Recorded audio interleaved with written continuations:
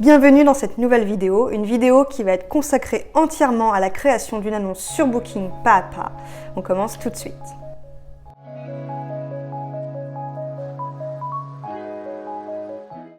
Si tu ne me connais pas, je suis Vanessa, créatrice de la conciergerie Vignome et je parle ici sur cette chaîne comment optimiser ses revenus en location courte durée. Si c'est quelque chose qui t'intéresse, je t'invite à t'abonner à la chaîne pour recevoir toutes les prochaines vidéos. Booking n'est pas aussi simple que les autres plateformes de réservation. C'est vrai, ça devient un peu difficile, c'est pourquoi ce tuto va vous aider à créer l'annonce de A à Z et on va voir ça tout de suite derrière mon écran. Bon, alors rendez-vous derrière l'écran. Tout d'abord, il va falloir se connecter à admin.booking.com puisque le compte voyageur et le compte partenaire est totalement différent. Donc une fois que vous êtes sur admin.booking.com, vous créez un nouveau compte. Alors là, on va créer un compte pour un propriétaire.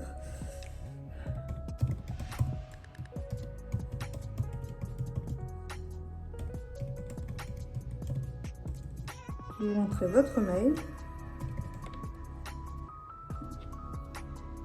Alors, vous entrez toutes vos informations.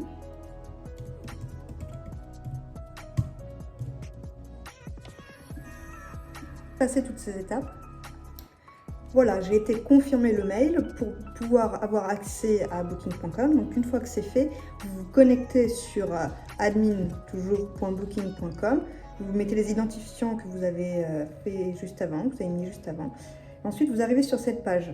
Alors, il faut continuer l'inscription.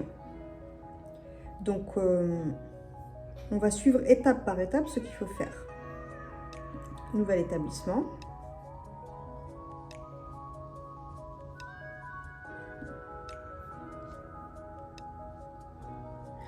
Donc, qu'est-ce que c'est ici?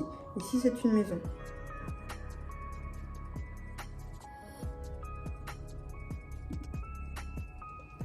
On loue une maison en entier. Alors, ici, on met une maison de vacances.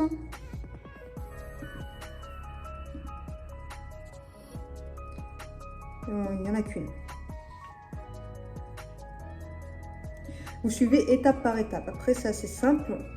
Donc, mon hébergement est déjà référencé sur Airbnb, donc ça va aller bien plus vite puisqu'on va pouvoir reprendre les infos qui étaient sur Airbnb. Donc là, il me demande de copier le lien de ma page. Allons la chercher.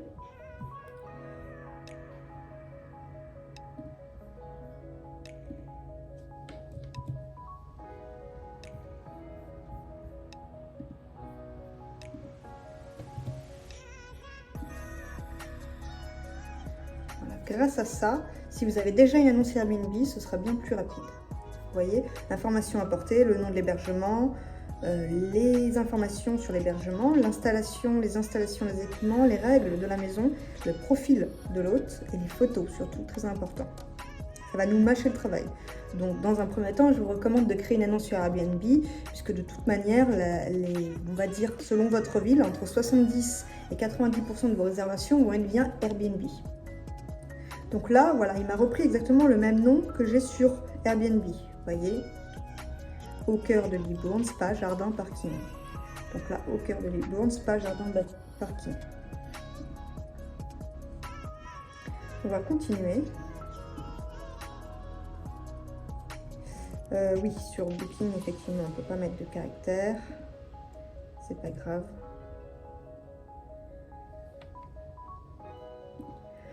Donc reprenons, ce que je vais faire, c'est que je vais mettre une barre verticale. Non, c'est pas ici la barre verticale, c'est comme ça. Voilà, on va voir si ça passe. Histoire d'espacer un petit peu. Là, on est bien. Est-ce que ça passe? Non, ça passe toujours pas. C'est pas grave, on va laisser comme ça. On va pas mettre... Ah ouais, on peut mettre ça à la limite. Allez, on va mettre des traits d'union. C'est pas très beau, mais c'est au moins espacé. Ensuite, on doit mettre l'adresse exacte. Donc,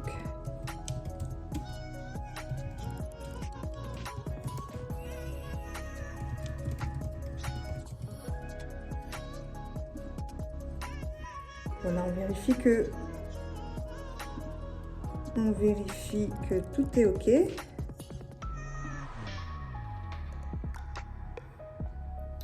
On vérifie aussi sur le plan.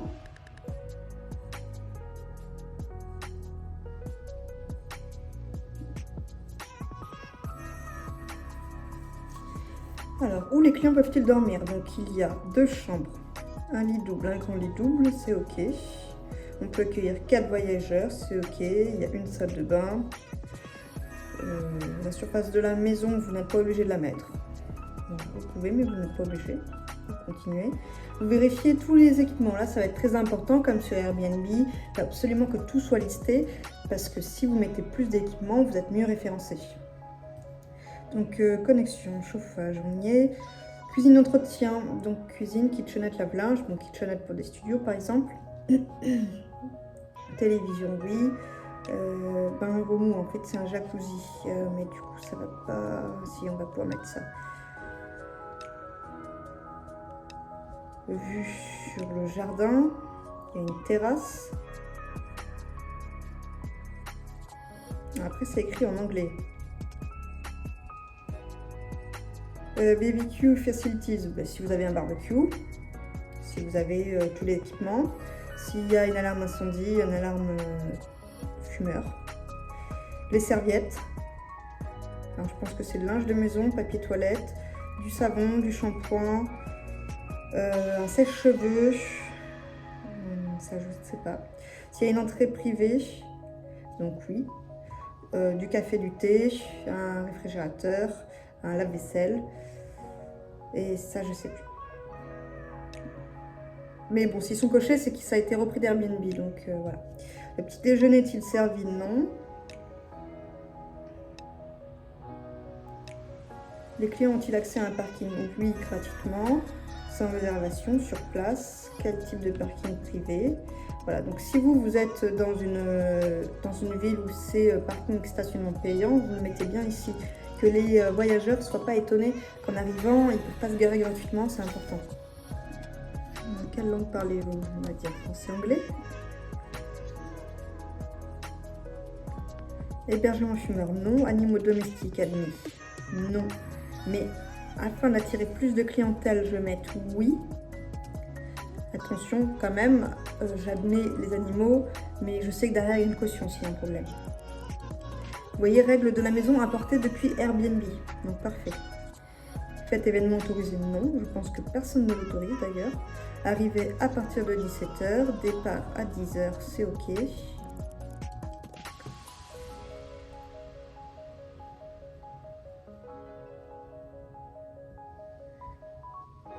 Voilà, donc là, il a repris exactement l'annonce que j'ai sur Airbnb.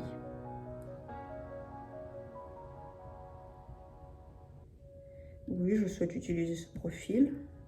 Vous pouvez tout à fait créer un autre profil, hein, si vous ne voulez pas que ce soit votre profil dessus.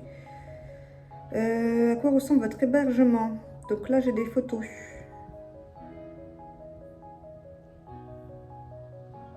Il met automatiquement la première photo d'Airbnb en photo d'accroche. Ok, donc il a repris toutes mes photos. On continue.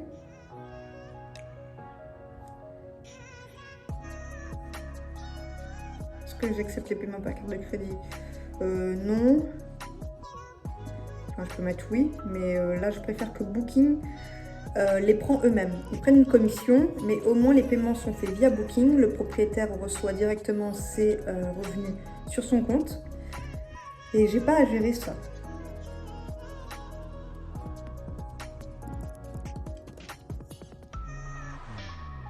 Alors, le tarif par nuit.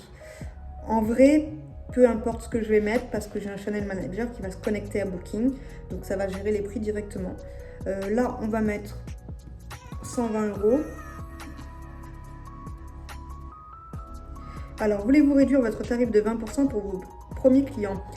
Comme Airbnb, quand vous créez une annonce pour la première fois, Airbnb va mettre une réduction sur les premiers séjours, ce qui est bien pour attirer des personnes de Booking et mettre en avant votre annonce.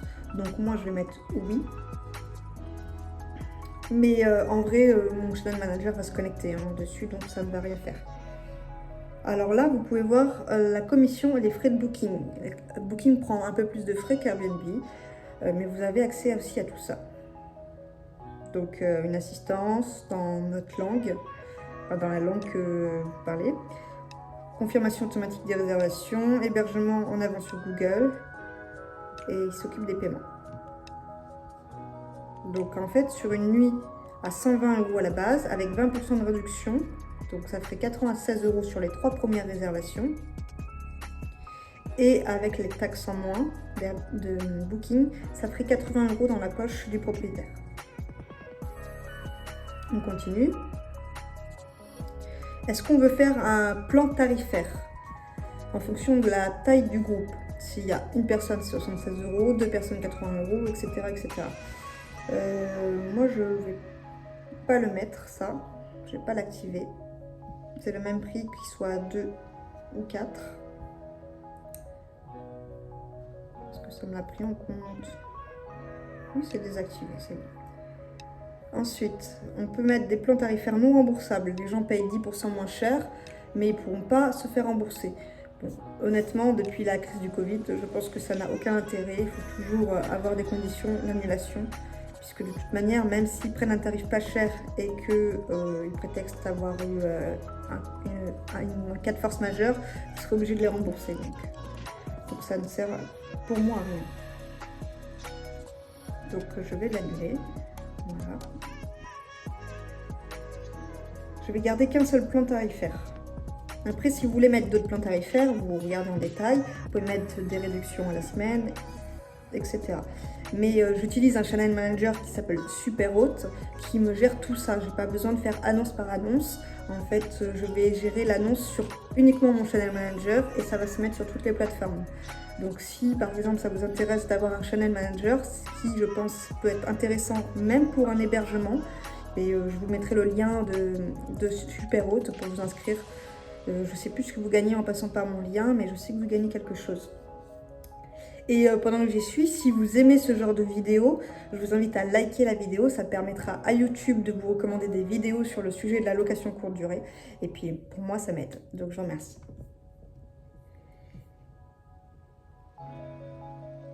Voilà, donc là, on reprend. J'ai dit que je ne voulais pas d'autres tarifs. À partir de quand peuvent-ils réserver? Dès que possible. On va ouvrir l'hébergement dès maintenant. Synchroniser vos disponibilités avec Airbnb. Alors oui, mais je vais connecter avec mon channel manager, voilà.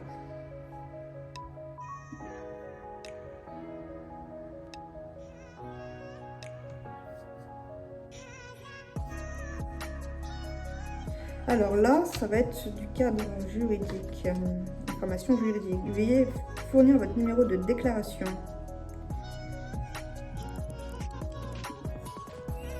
Logement.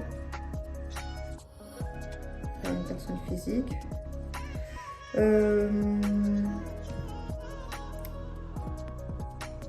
Donc le numéro, je vais le retrouver. On se retrouve juste après. Bon, continuons sur la taxe de séjour. Conformément à la réglementation française, vos réponses à 3 questions vous aideront à déterminer si vous êtes partenaire ou non. Si vous n'êtes pas, nous vous demandons également de confirmer votre catégorie. Oui. Avez-vous un numéro de TVA? Ben non, c'est un particulier. Bon, ce n'est pas un professionnel. Alors, résidence de tourisme, lieu de tourisme, village de vacances. Le plus adapté, ça va être meublé de tourisme. On va continuer. Voilà, vous avez fait tout le nécessaire. Révision et finalisation. Voilà, là, il vous informe les choses importantes. Qu'il s'agit d'une activité d'hébergement légale, bien sûr, j'ai vu et j'accepte. Ouvrir mon hébergement. Il semble y avoir un problème sur les photos. Voyons voir. Voilà, donc en fait, il fallait juste rajouter des nouvelles photos. Le problème venait de là. C'est ce que j'ai fait. Donc là, c'est en train de se finaliser. Ça charge un peu. Et voilà, vous avez votre premier appartement ici sur Booking. Donc mettre en ligne automatiquement.